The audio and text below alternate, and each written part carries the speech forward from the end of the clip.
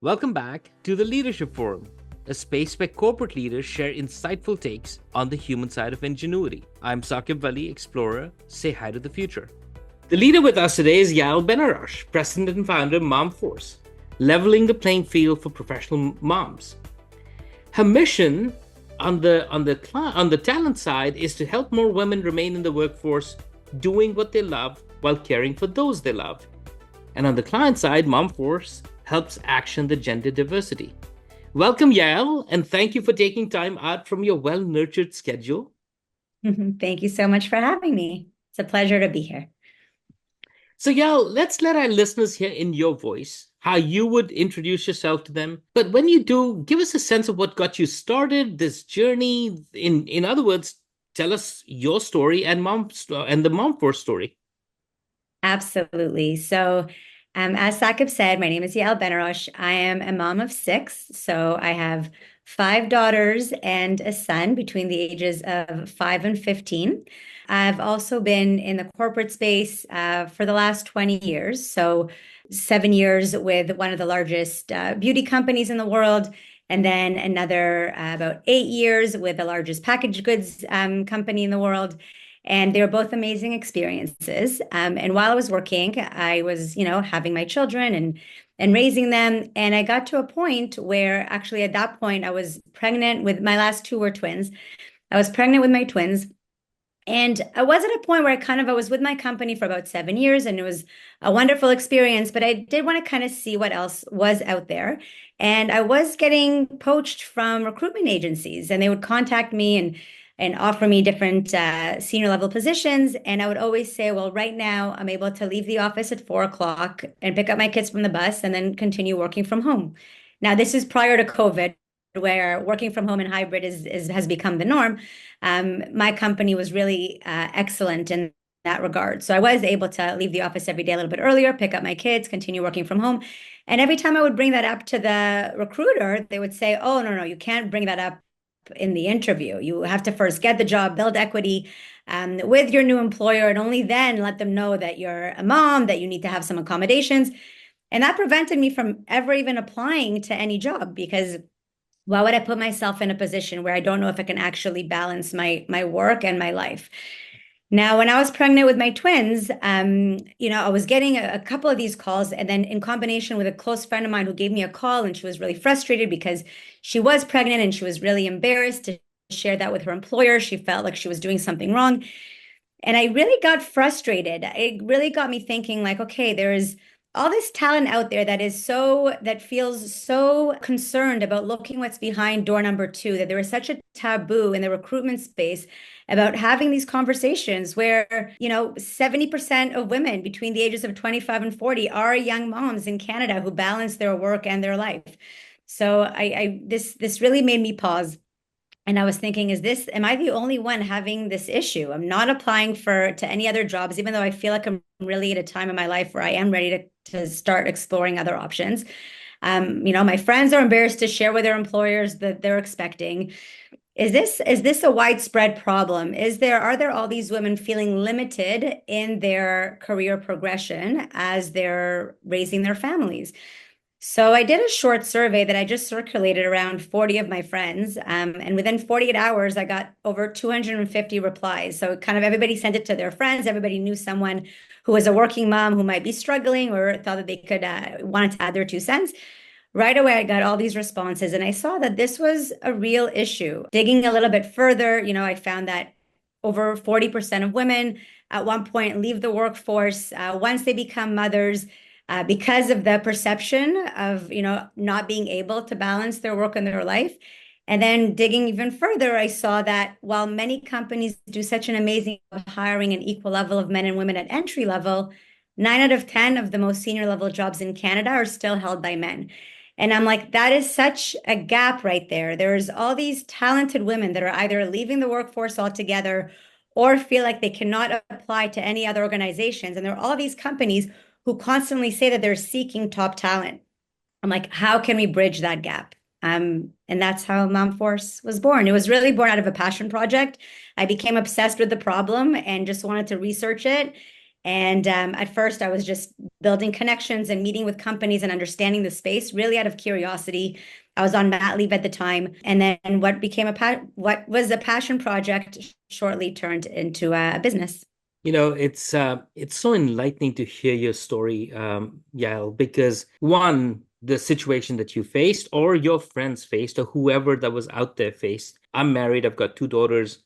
I can just imagine. I just hope that yes, that's true. I've seen it in the case of my wife when we had our first and then the second, after which it was quite a gap when she went back. And so then there are all of these different questions and the coping mechanisms that come with it. And you're going, why should there be a coping mechanism? It's not exactly what you said. It's not that you're doing anything wrong, right? I mean, and so why should there be a coping mechanism? Why should there be a bit of a here's how you can position it? Why is it a positioning conversation? So I'm glad you did what you did, and I'm glad for all the people who are out there who are taking full advantage of MOMforce and also the companies, to be fair, are also waking up to something like this. So it's great. It's absolutely fantastic. What an enterprising story.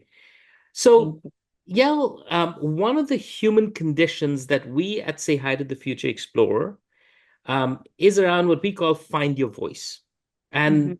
And when I was looking at with MOMforce, you seem to have done exactly that. You've given a voice to the many amazing professional women who otherwise may not have found the fulfillment which they now have. But honestly, I think you've also given voice to a lot of the client side Mhm. who may have acted in a certain way inadvertently, right? It's not that they were trying to create some situation like that. So let's let our listeners hear some of the success stories, whether they be on the talent side or on the client side. Well, I mean, on the client side, it was really a grassroots operation. I literally was just sending emails to leaders of large organizations that were very vocal and intentional in their communication to promote gender diversity and to have more women specifically in leadership. And so, I would email them, and I was lucky enough to get responses. And these companies said, we are struggling. We are being very intentional in our hiring at entry level. We do try to promote from within, and we do see them, the gender diversity, becoming no longer so balanced as we get to those mid and senior level roles. And it was really those companies that I feel walk the walk and talk the talk. So they not only responded to someone that, they didn't know me, they saw that I was just starting this venture. They not only took the time to meet with me, but very quickly they signed a partnership with MOMforce. They trusted us with their mandates. And then they were hiring our talent. So on one hand, I was very happy with how quickly it picked up, and how quickly we were getting partnerships from some, very reputable Canadian organizations. And then on the mom side, I mean, we have so many stories there. We have stories of women who've been out of the workforce for, 8 to 10 years and who thought that they could never get back into it. And we help them do just that. We have women who have been similar to my situation, who have been with the same company for 15 years. They never even thought that they could, look to see what's behind door number two, because they really weren't able to ask these questions from the company or even from the agency. So I do feel in that sense, a great sense of accomplishment that we were able to bring this talent back to the table and help these companies really do what they set out to do. As you were talking, so you and I had the pleasure of working together in the same company. We were both at Procter& Gamble, amazing company, like you mentioned, and I'm sure there were lots and lots of great ways in which both our careers blossomed in that particular place. One of the things that we both learned about was, yes, there was the problem, and Mhm. yes, you had a solution, but you and I both know that the hyphen between the problem and solution is generally an insight, right? Mhm. It's something that unlocks. So it's not that the employers were saying we don't want to hire women who are either pregnant or expecting or have just come out of pregnancy and frankly have just given birth and whatever. Like that's not how Mhm. anybody thought or thinks.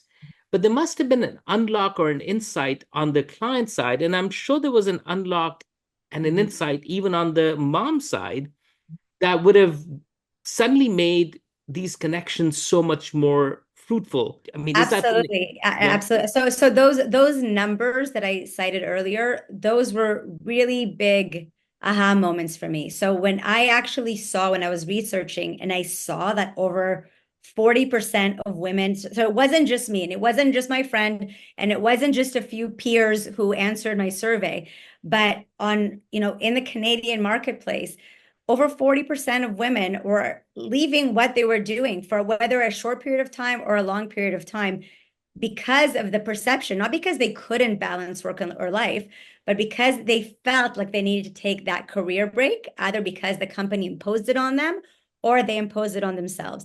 That was on one side. But the other insight was that gap of entry level at 50-50, senior level management, 9 out of 10.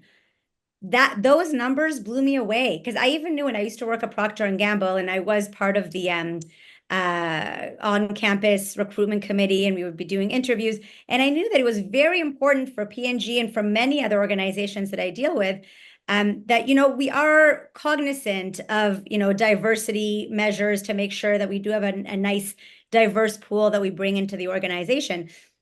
So the numbers do support that. Most reputable companies do hire an equal level of men and women.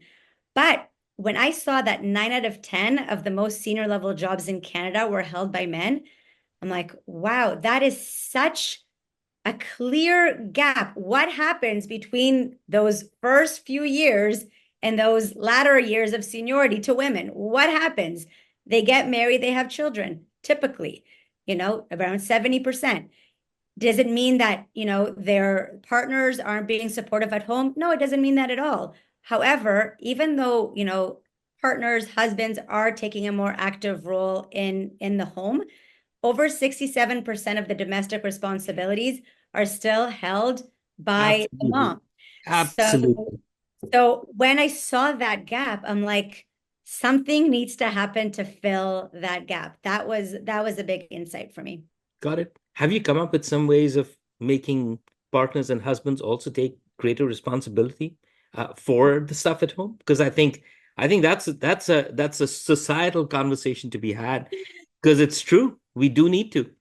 Mhm. We And absolutely do it's need to. growing. No, it's getting much better. And you see fathers taking parental leaves, and Yes. you see in the numbers that the domestic responsibilities definitely they're taking a much more active role. But the majority is still, held by the mom. And I should say, we did evolve also in the last 5 years. Originally, we started off with the insight of professional moms and keeping professional moms in the workforce. But since then, we don't only represent moms, we also represent dads, we represent caregivers, we represent people who recognize that, they really value that transparency that we provide in the interview process. And that's what we tell our clients as well. Yes, we disproportionately represent moms, we disproportionately represent women, but we don't only have female clients or candidates. What sets us apart is that any conversation, there's no taboo in terms of the candidate that you're getting. We're going to make sure that that candidate is the right candidate for you and that your organization is the right one for the candidate without leaving anything up to chance once they actually get hired. So, we really want to ensure that we can accommodate both sides of the equation. One of the areas. So all the insights that you've garnered for moms or new moms, Mhm. and the client side, I think, would you agree that there would also be some area as we're getting into more of a caregiver conversation as well? Because in a lot of cases, our generation is also having to look after not just our kids, but also our parents. And there might be some people who might be saying, I've got a job here where I can go at 4 o'clock so I can, yes, on the mom side, but also hey, I need to take care of an aging parent. So maybe I need to go at 4 o'clock and do that, and then, frankly, get back on the computer and do something. And I might not want to look for a job simply because I've got this arrangement here that I don't want to be looking for other places. There might be another market out there that you might be thinking about. Is that fair? So they're already so that is already a market that we service. Okay, got it. Yeah. So we're not right now, so we, as I said, we started off predominantly focusing on moms. And then we saw our clients, yes, sometimes they work with us in specific roles where they say, in this department, in the IT department, in mid-level management, we don't have enough female representation. We really want one of your, we're looking for a mom who wants to get back into the workforce. That's the type of profile that we really want to support. Other times they're like, listen, all the clients that I work with are really employee centric. So they say, Yael, we want your agency to bring us the best candidate possible. If there is any accommodations, if they are a caregiver, if they're a mom, if they're a dad, if they have to come a little bit later to work, if they have to leave a little bit later or earlier, if they have to have more flex hours, bring us the best candidates and we can have those conversations. Now, again, it's not for every role. Sure. So, some of the roles that we get, if they're not conducive for flexibility, we actually have a separate division called Elevate Recruitment Network, because I did not want to dilute the MOMforce brand and what we stand for. So we take those roles under Elevate Recruitment in that division, because we also have amazing talent who's not necessarily looking for flexible work. But now MOMforce doesn't just service moms, dads, caregivers, really anybody that requires any kind of accommodations, and is really an expert in their area. Clearly, some bit of segmentation and branding and product development came rubbed off as you're having these conversations from your previous corporate experiences, which is fantastic. I'll also push on a bit where the recent data that's coming out, and there's been a lot of conversation around this, Yao, around the productivity crisis, right? We've got the Bank of Canada, the senior deputy governor, who mentioned something about that and said, "Hey, it's literally time to it's a crisis, it's an emergency." Productivity is, in the end, it's your total GDP divided by the number of hours worked, and if we can have more people being more productive and contributing, then that should. So, could MOMforce be a part solution to that productivity crisis as well? Do you think? We have a guarantee with any candidate that we represent. There's no trade-off in terms of, hey, we'll give you a candidate that is looking to, support better gender diversity, but there's going to be a trade-off with the caliber of talent that we're representing. No, anybody that we represent, we pre-screen, we interview, we ensure that we really do submit, the most productive candidates. And we stand behind, and we stand behind our placements. We do have a guarantee to our clients. So I definitely see, give a working mom a job to do, and you give her the boundaries that she can, work within, that will allow her to balance her life and her work. And she will be more productive than than anybody else. Women in general, especially the ones who do wear so many hats in the home and at work, really do get the job done. And I think at least that, employers and the companies that we partner with really value that. They see that untapped talent. They say, okay, I'd rather have, a mom come in half an hour after everybody else, but we know that when she's in the office, she is there 100% and she gets the job done. And it's really about the results. And I think more companies are really seeing that. Okay, what accommodations do we need to make to really get the right person for the job, because we want to achieve the results that we're looking to achieve. For sure. For sure. Love that. Curious, have you read the Sixth Level Leadership book? No, Uh, I haven't read that one. you know what? I'll see if I can send a link over to you.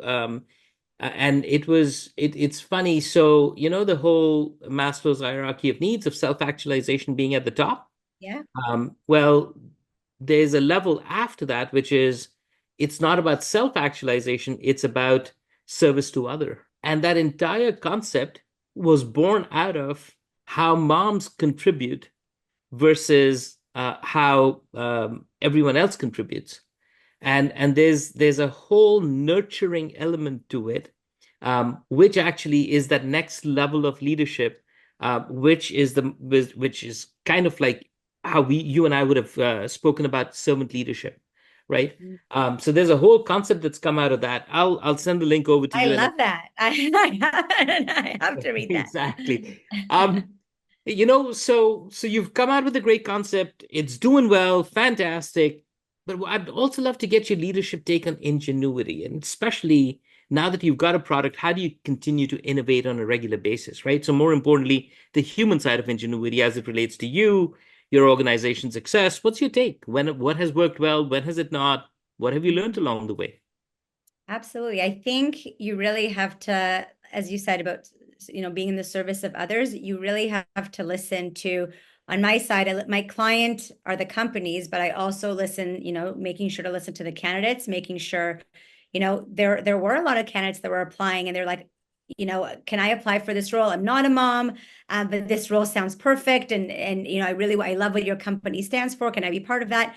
And I'm like, okay, why would I alienate any wonderful candidate that would be a good fit for the role? So at first I was very kind of focused, from when I started to today. Okay, no, I'm only going to be in the service of moms. Now I'm like, of course I still want to help moms. And that wasn't a trade-off. But there are, so many other great candidates out there who could still really benefit from our offering, which is that, full transparency in the interview process. Same goes for the companies. So at the beginning, again, we were very laser focused in one area. We had to kind of change with what we were offering. And then when some of the companies that we had really great partnerships with, at first they were just giving us the roles that were much more conducive to flexibility. Then they would give us some roles. We do a lot of work in the financial space, branch managers. Branch managers, they need to be in the branch often for, 8 to 12-hour shifts, might not be conducive, for someone who's looking for that flexibility.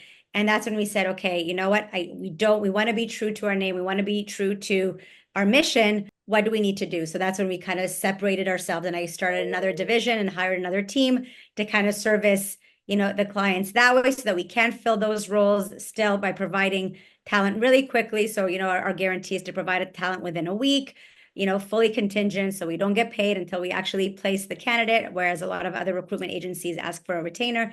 So we kind of had a different positioning because we didn't want to lose out. We wanted to continue servicing our clients, and we also wanted to continue offering jobs to as many candidates as possible, but without, sacrificing what we stand for and without diluting the brand. So, yeah, I hope that kind of answers your Yeah, question. yeah, it does. It does. You How we mentioned had to pivot. no, that's great. And you mentioned a couple of times one of the differentiating factors, it seems, is how you're completely transparent in your interviewing process. So if you don't mind, like just talk to us about what's different about how you interview versus how others do it. I love that. So when I was researching the industry, the recruitment industry, because as I come from sales and strategy, marketing, definitely not recruitment other than, volunteering for, the on-campus days at P&G. So when I was meeting with recruiters and meeting with staffing firms, I saw how they were being, evaluated, rewarded. It was a hustle on just closing the deal, right? It was how quickly they wanted to close the deal.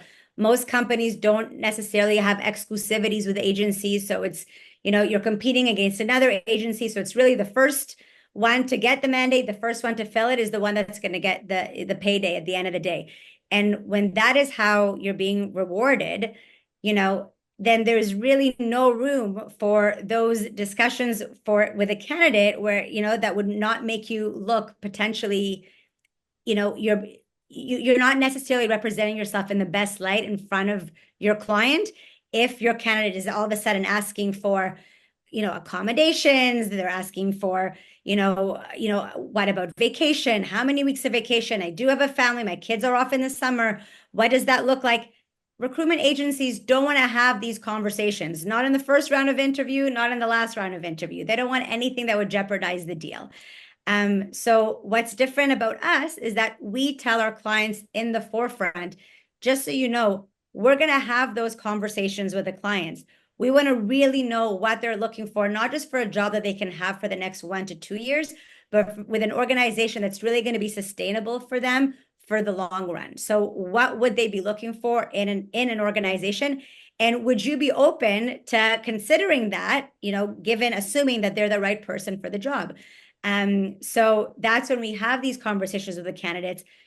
How many days are you looking for to come into the office? What kind of hours are you looking for?